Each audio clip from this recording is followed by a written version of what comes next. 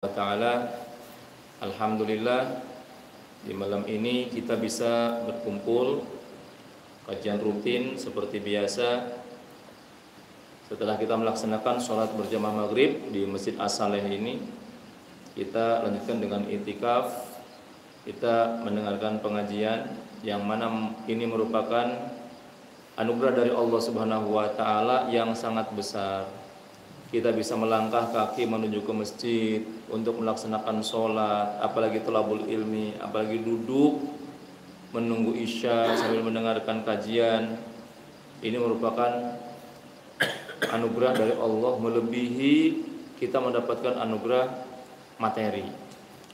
Dalam salah satu riwayat hadis yang diriwayatkan dari Imam Muslim yang meriwayatkannya dari sahabat Abu Hurairah radhiyallahu anhu, bahwasanya anna Rasulullah SAW Rasulullah SAW pernah bersabda. Nabi mengatakan, ala adullukum ala ma yamhullahu bihil khotoya wa yarfa'u bihid darajat. Beliau mengatakan, berkata kepada para sahabat, ala adullukum ala ma yamhullahu bihil khotoya.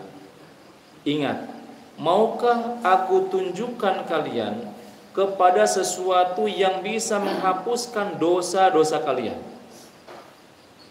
Karena sumber masalah itu adalah dosa.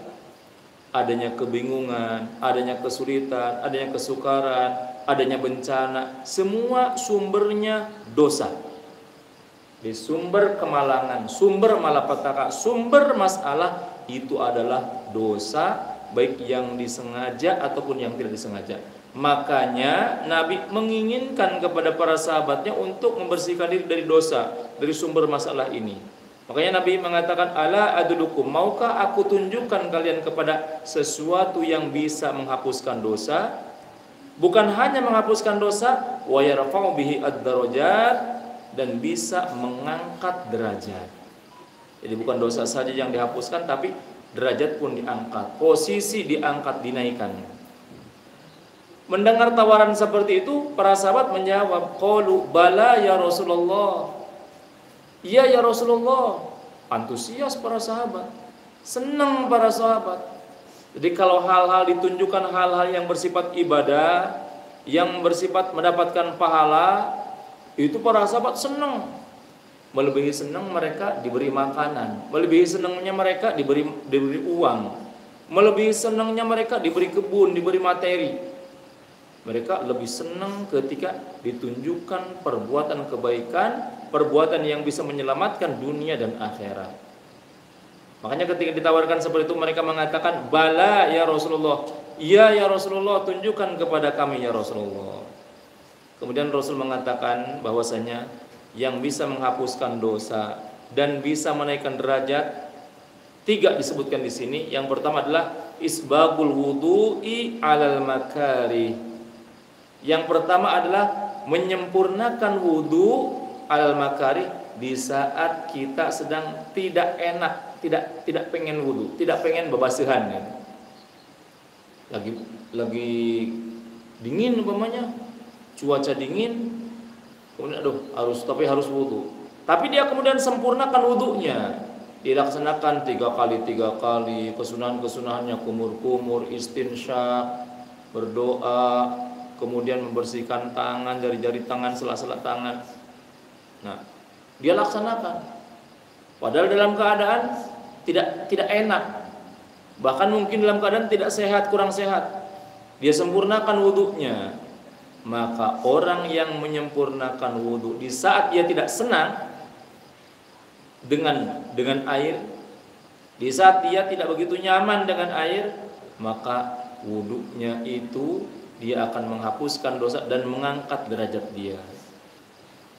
Tengah malam harus wudu, kacai, karena untuk melaksanakan sholat wudu dulu dingin, paksakan. Dan wudunya bukan ngasal, wudunya bukan asal sah, tapi disempurnakan. Isbagul wudu alal makari.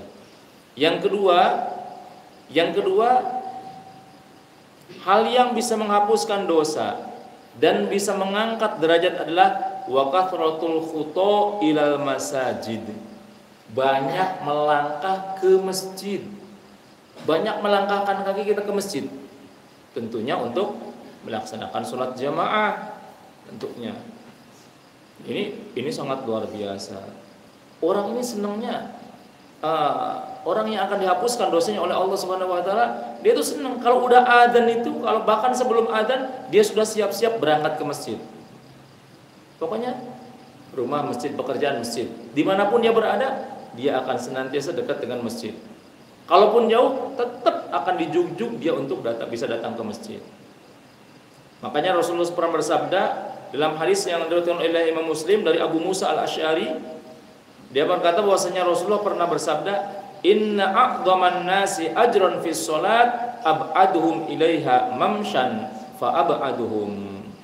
Sesungguhnya orang yang paling agung, orang yang paling besar pahalanya di dalam sholat adalah orang yang paling jauh jarak tempuhnya ke masjid.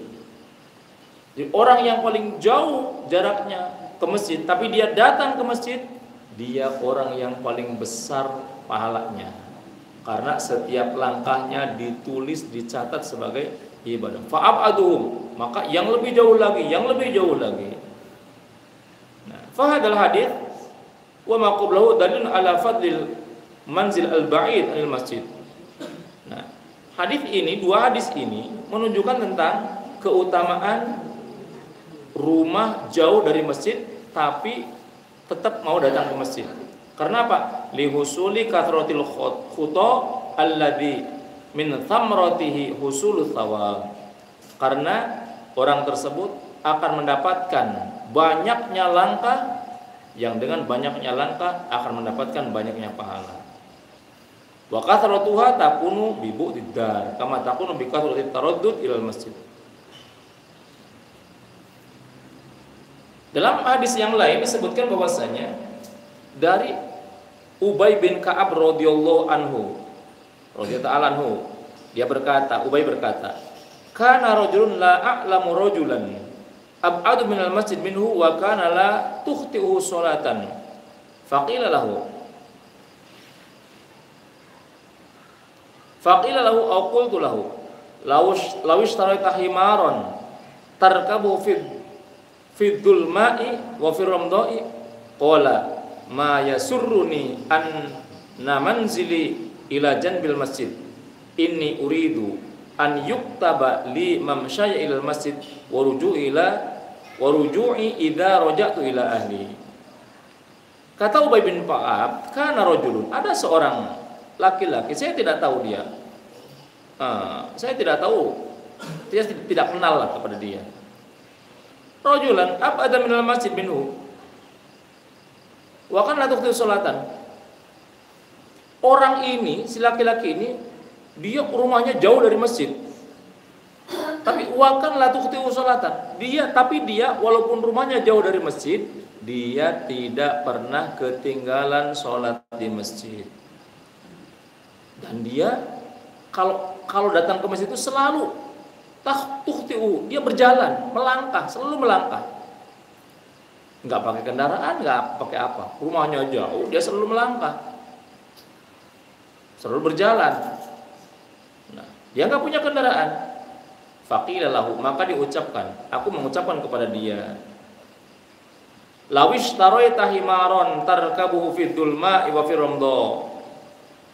Kalau seumpamanya kamu itu punya himar, punya kendaraan, punya kuda, punya himar di sini.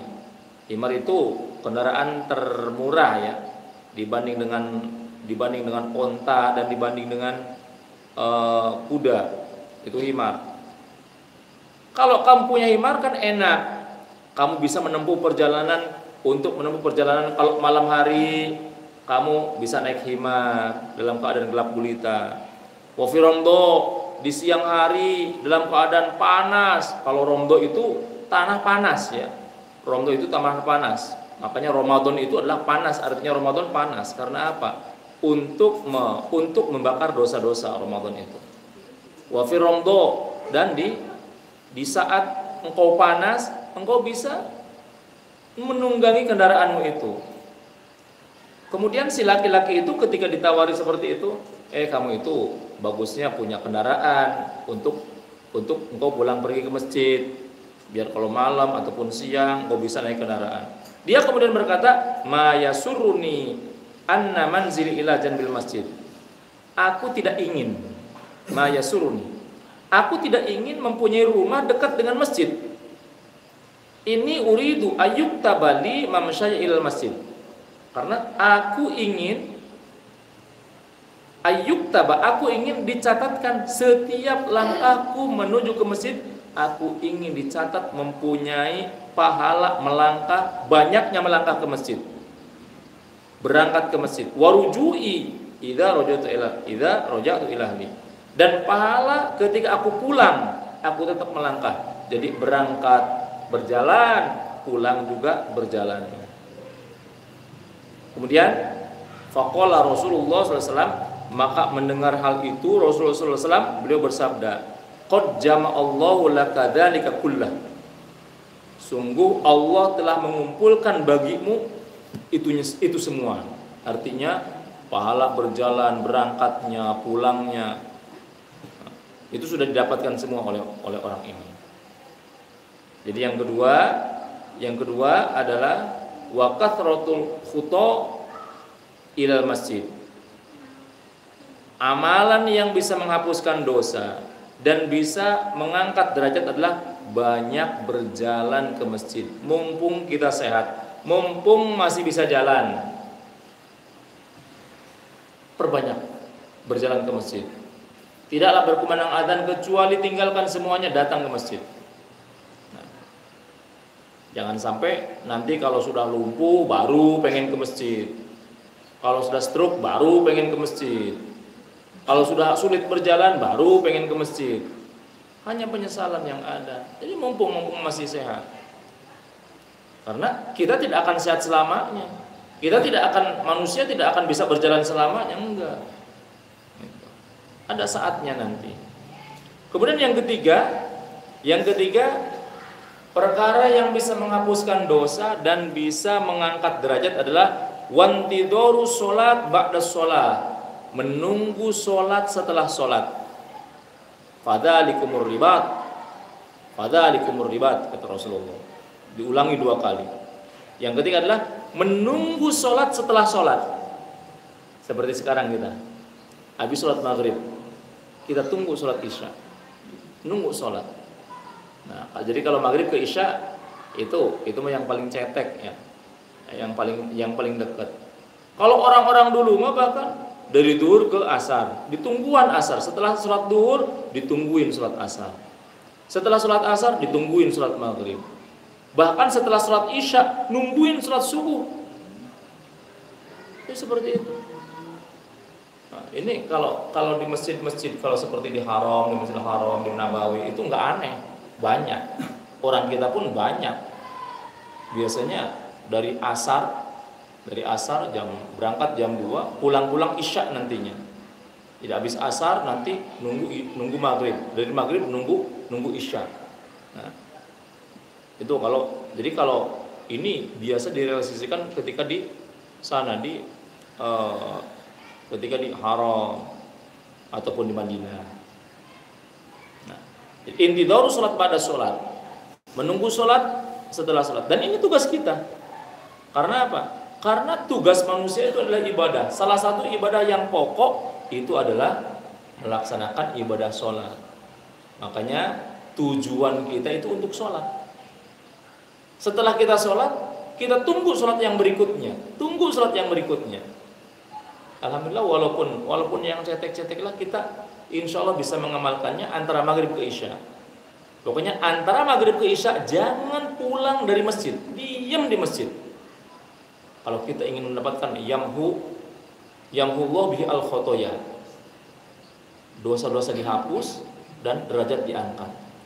Orang yang senantiasa menunggu sholat, setelah sholat dia nunggu sholat yang berikutnya, demi Allah akan angkat derajatnya. Ini janji Rasulullah. Hadisnya sahih, diriwayatkan oleh Imam Muslim. Fadzalikumur ribat, maka itulah ribat. Ribat itu apa? Benteng penjagaan ribat itu. Bentengnya orang mukmin itu ketika mereka berada di masjid itu menjadi benteng. Masjid itu menjadi benteng bagi orang mukmin. Sampai Nabi mengulangi sebanyak 2 kali, fadzalikumur ribat, fadzalikumur ribat. Maka itulah ribat, itulah benteng pertahanan. Jadi, kalau orang muslim dia masih mau ke masjid, bolak-balik ke masjid, maka dia berarti berada di dalam benteng, aman dia dari terkaman musuh.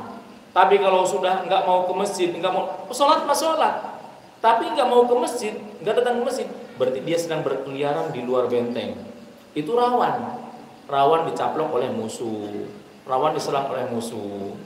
Nah, baik, itu sedikit motivasi tentang hadis tentang banyak berjalan ke masjid.